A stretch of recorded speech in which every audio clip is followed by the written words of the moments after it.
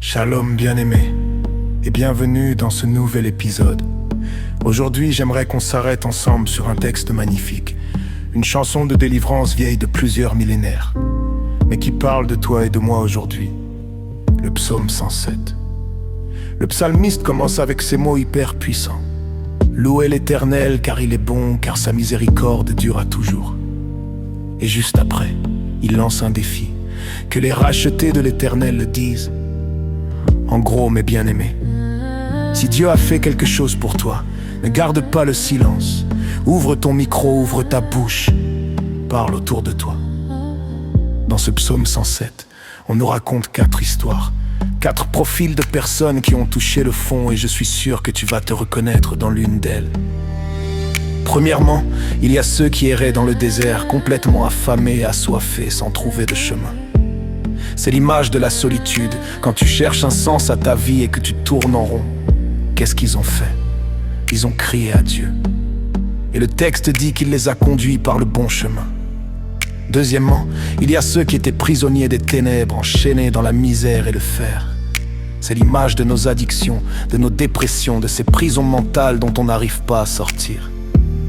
Ils ont crié à Dieu et il a brisé leurs liens. Troisièmement, il y a ceux qui étaient terrassés par la maladie, au bout du rouleau, dégoûtés de toute nourriture. Ils ont crié à Dieu et il a envoyé sa parole pour les guérir. Et quatrièmement, il y a les marins pris dans la tempête, les vagues montées jusqu'au ciel, ils perdaient le contrôle, leur sagesse était engloutie. C'est toi et moi, quand la crise financière, familiale ou professionnelle nous tombe dessus et qu'on ne sait plus quoi faire. Ils ont crié à Dieu et il a fait taire la tempête. Il a conduit les navires au port désiré.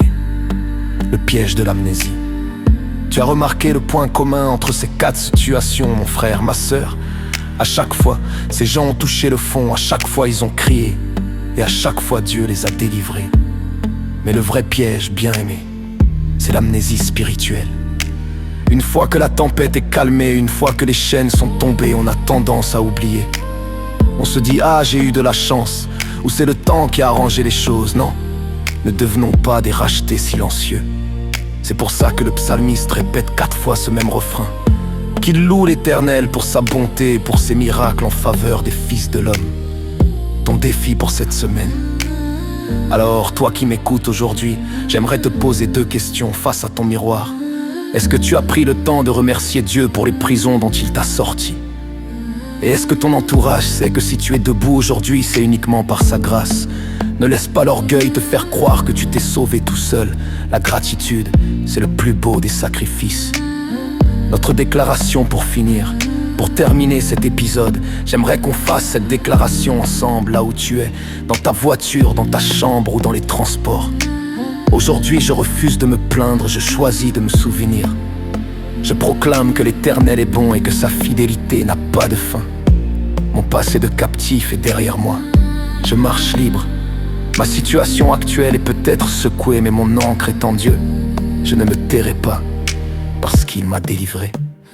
Voilà, bien-aimé, c'est tout pour aujourd'hui. Si cet épisode t'a parlé, partage-le à un proche qui traverse une tempête en ce moment. Rappelle-lui que son cri peut tout changer. Que la paix de Dieu soit sur vous, et on se retrouve très vite pour un prochain épisode. Shalom.